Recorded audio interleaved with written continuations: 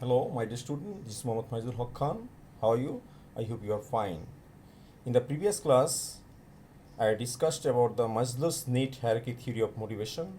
Today, I would like to discuss another important theory of motivation, Herzberg's two-factor theory of motivation. In the late 50s, interviews of 200 engineers and accountants of 11 industrial units of Pittsburgh area of USA were conducted by an American psychologist Frederick Irving Herzberg and his associates. In these interviews, each interview was asked two questions. First question was, when did you feel extremely well or good in the workplace? And second question was, when did you feel extremely bad in the workplace? The analysis of replies of these persons revealed that the elements of good and bad experience were not the same. Bad experience or feeling of unhappiness or dissatisfaction came from the environment in which they work, while good experience or feelings of happiness or satisfaction came from the factors related to job. Here, Herzberg classified these job factors into two categories. One is called hygiene factors or maintenance factors, another is called motivational factors. Hygiene factors are the context or environment of a person's work. They can be a cause of job dissatisfaction unless appropriately applied by an organization. These are common factors in any work environment. The presence of these factors does not satisfy people, but their absence dissatisfies. These are dissatisfiers, not satisfiers.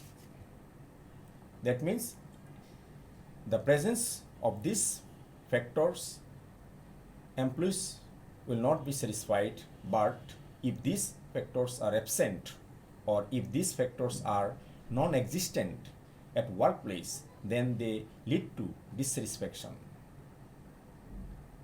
So, hygiene factors are also called as dissatisfiers or maintenance factors, as they are required to avoid dissatisfaction. These factors describe the job environment or scenario.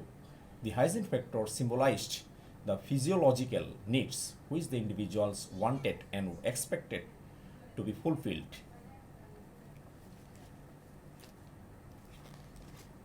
Hygiene factors, also called external factors, when all these external factors were achieved, employees will be free from unpleasant external working conditions that will vanish their feelings of dissatisfaction, but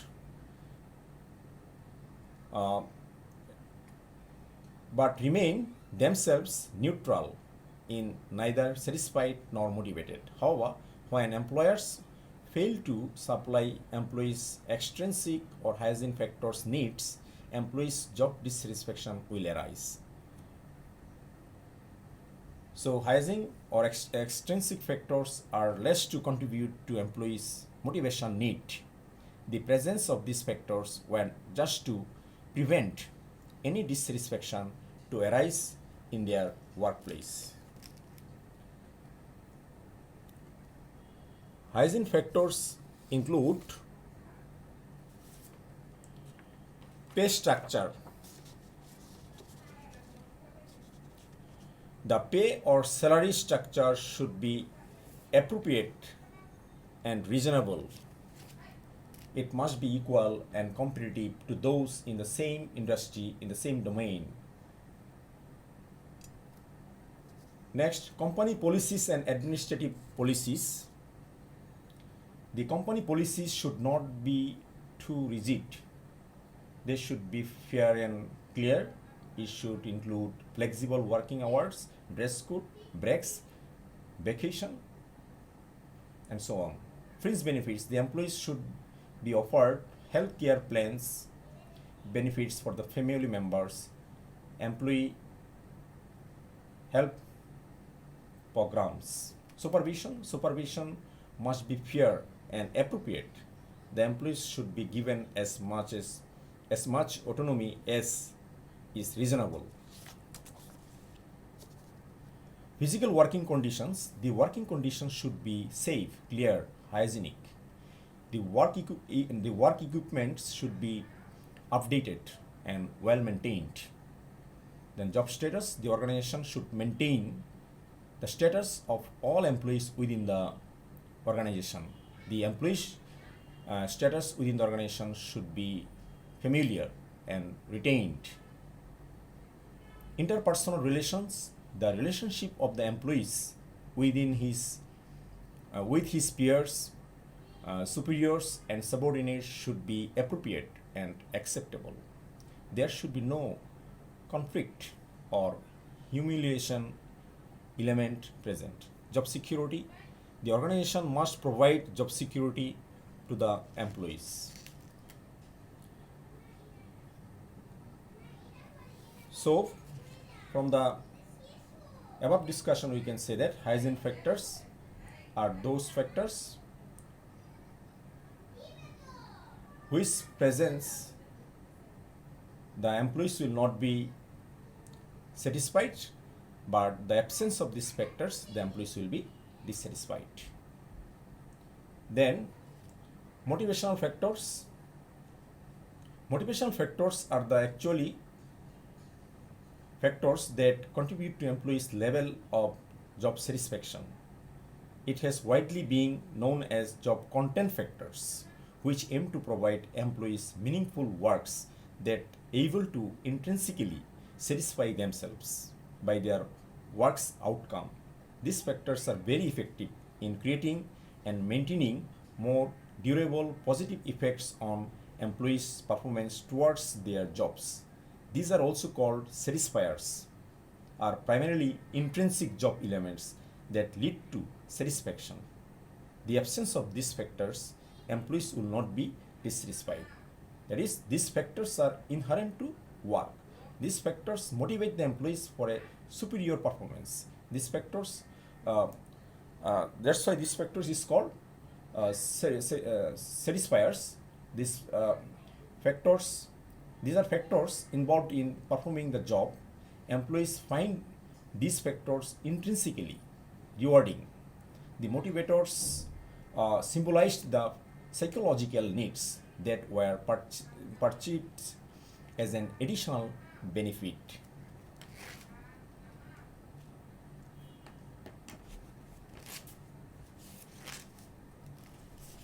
Motivational factors include recognition. The employees should be praised and recognized for their accomplishment by the managers. Sense of achievement. The employees must have a sense of achievement. This depends on the job. There must be a fruit of some sort in the job. Growth and promotional opportunities. These must be growth. There must be growth and advancement opportunities in an organization to motivate the employees to perform well. Responsibility. The employees must hold themselves responsible for the work. The managers should give them ownership of the work. They should minimize control but retain accountability. Meaningfulness of the work. The work itself should be meaningful for the employee to perform and to get motivated. So, from the above discussion, we can say that motivational factors or satisfiers are those factors which presents the employees will be motivated. That is, employees will do their job enthusiastically and sincerely. That is, they apply maximum power and ability in the execution of work. But the presence of this factor there is presence of these factors, employees will be motivated or satisfied, but the absence of these factors, the employees will not be dissatisfied. Rather, they will remain neutral and they will do their job normally. So that's all about the Herzberg two factors theory of motivation. Now I would like to give you a creative questions. You will study or practice at home.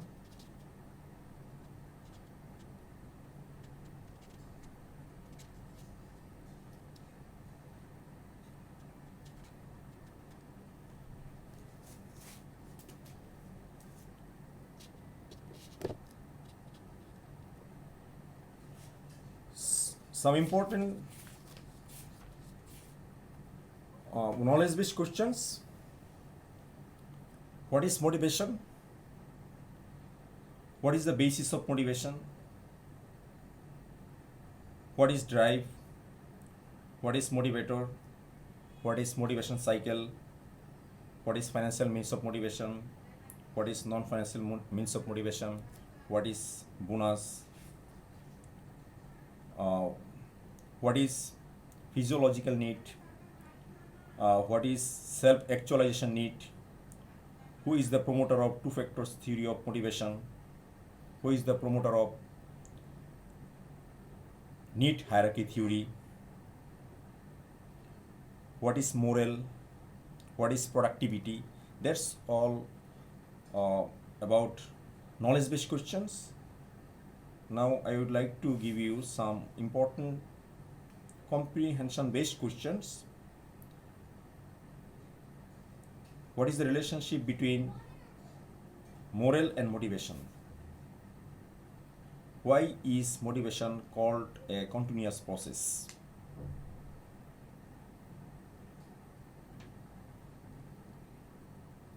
Show the relationship between motivation and productivity.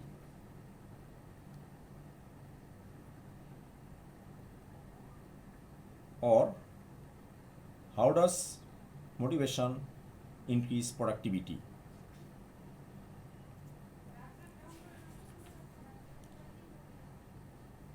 Last questions. How does motivation reduce wastage of resources?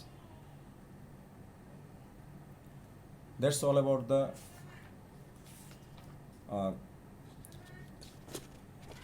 comprehension-based questions.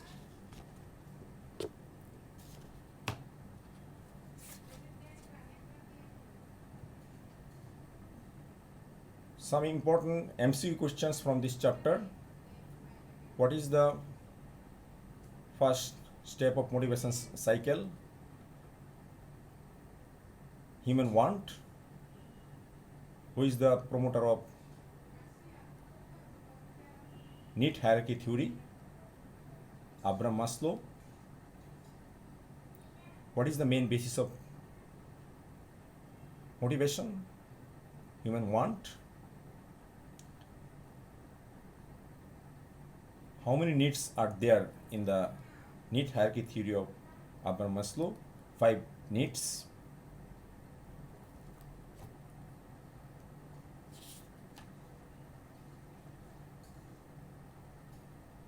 Who is the promoter of two-factor theory of motivation? Frederick Irving Herzberg. Okay, that's all about the important MCQ questions.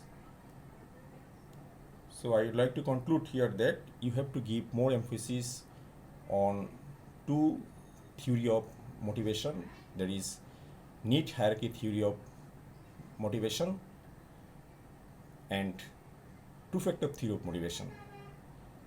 Thank you very much. Stay home, stay safe. Thank you.